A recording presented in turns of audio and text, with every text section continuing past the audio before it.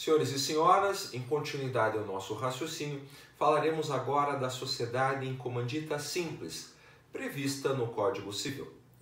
Trata-se de uma sociedade empresária, portanto, cujos atos são registrados na junta comercial, uma sociedade de pessoas, em que impera a affectio societatis, e também uma sociedade contratual, cujo ato constitutivo é um contrato social, regido, portanto, por esse ramo específico do direito, que é o direito dos contratos. Essa sociedade em nome coletivo tem regras próprias no Código Civil, mas a tudo que com ela for compatível, aplicam-se as regras da sociedade em nome coletivo, que vimos no vídeo anterior. Essa sociedade em nome coletivo, como você sabe, se usa das regras da sociedade simples. Logo, as regras da sociedade simples também se aplicam à sociedade em comandita simples. Porém, além disso, aquelas pontuais diferenças da sociedade em nome coletivo, por exemplo, a impossibilidade de você liquidar as cotas de um sócio, senão em pontuais exceções, também se aplicam, por decorrência lógica, também à sociedade em comandita simples. Então, fora as regras da sociedade simples, da sociedade em nome coletivo, passamos agora então às normas que são próprias desse tipo societário tão específico. A sociedade em comandita, conhecida como sociedade em comenda na antiguidade, ela é conhecida por ter necessariamente dois tipos de sócio. Existe um sócio que exerce a atividade em empresa por si só, que inclusive exerce as funções de gestão, que é chamado de sócio comanditado, e existe necessariamente uma outra categoria de sócio, que é a chamada de sócios comanditários, que são sócios investidores. Então, essa sociedade em comandita simples, ela é muito utilizada e ela é própria àquelas situações em que eu tenho um ou alguns sócios que são investidores, que têm recursos, que têm capital, mas não querem ou não têm a expertise necessária ao desenvolvimento de uma atividade em empresa e, portanto, contratam uma sociedade com outra categoria de sócios, que são os sócios comanditados, que pressupõe-se que não têm o capital necessário, mas têm a expertise, têm o conhecimento ao exercício da atividade em empresa. Dessas duas categorias de sócio, que tem que estar previstos no contrato social, e o contrato social tem que dizer qual sócio participa de qual categoria, tem responsabilidades diferentes. Vamos lá. O sócio comanditado, que é aquele que dirige, propriamente dito, a sociedade em comandita simples, só pode ser pessoa natural. Só pode ser pessoa física, na medida em que ele que representa a sociedade perante terceiros. E mais do que isso, além dele representar, então manifestar a vontade em nome da sociedade, ele tem responsabilidade ilimitada. Na ausência de patrimônio da sociedade em comandita simples, ele responderá pessoalmente com os seus bens por obrigações sociais. Já o sócio comanditário, que é o sócio investidor, pode ser uma pessoa física ou pode ser uma pessoa jurídica, não tem problema. E mais do que isso, como um incentivo ao investimento nessas sociedades, é que nós temos a figura da responsabilidade ilimitada ao sócio comanditário. Porém, se de um lado eu tenho vantagens ao sócio comanditário com a responsabilidade ilimitada, ele tem certas restrições. Vamos lá. A sociedade em comandita simples adota como nome empresarial firma social.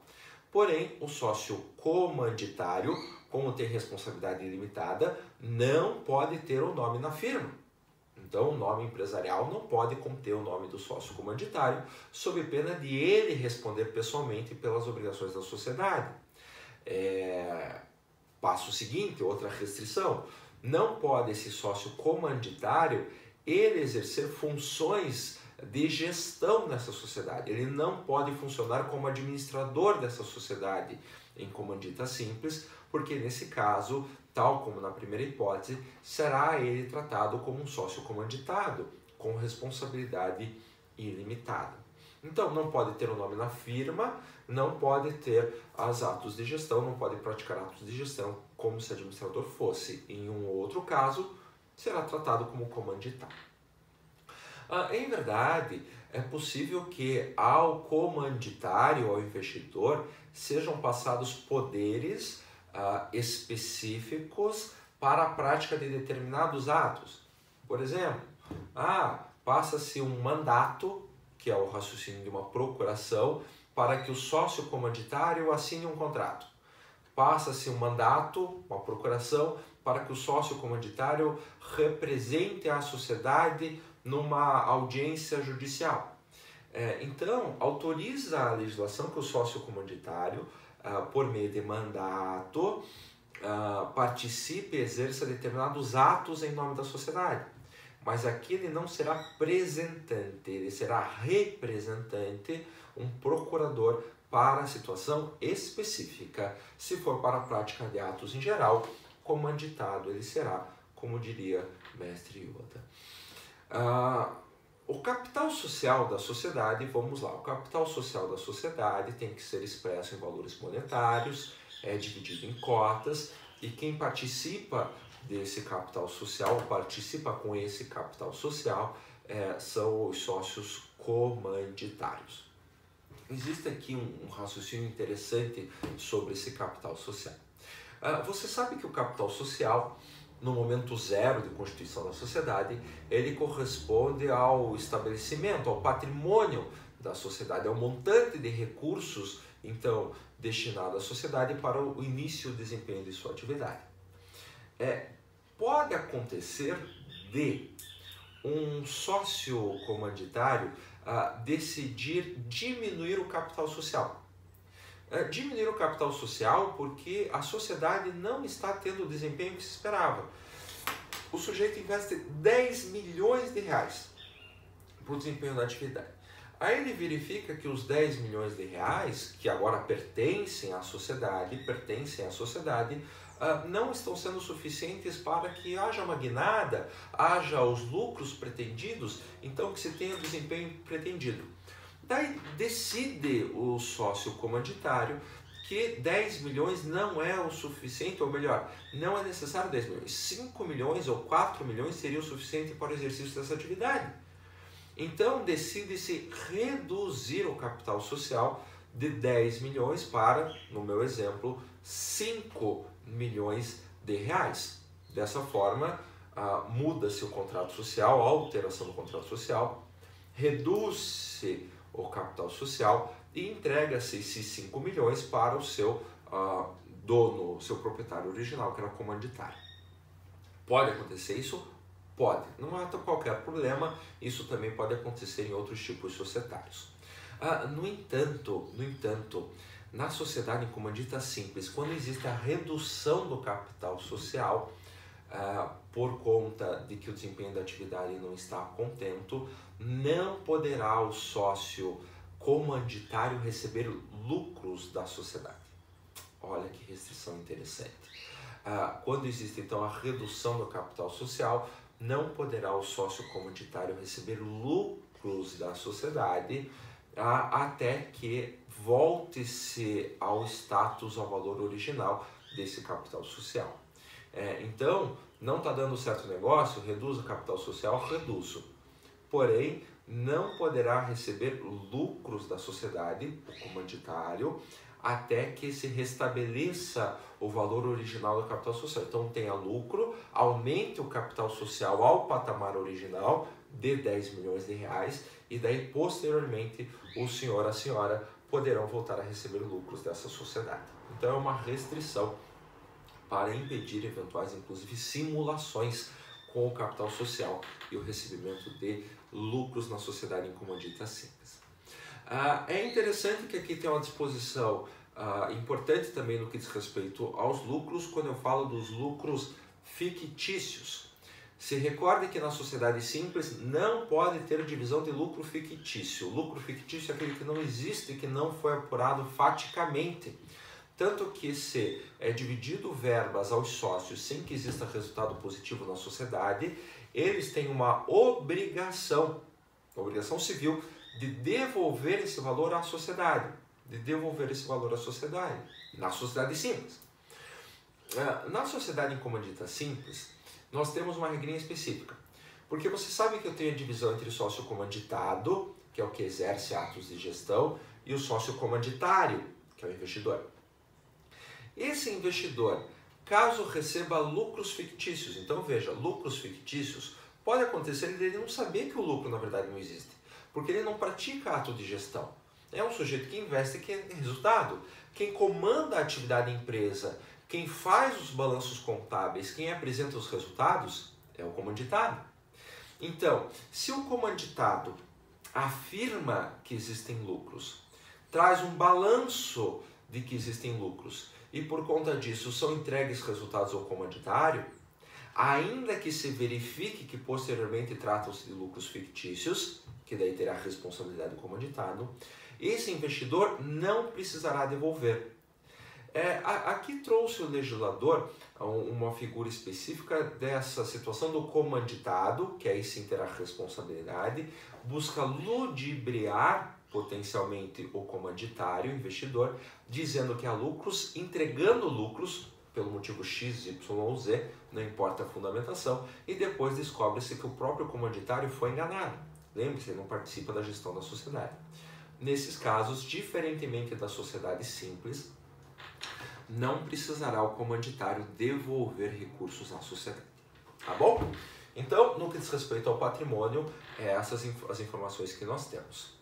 Detalhe, sociedade em comandita simples é sociedade de pessoas.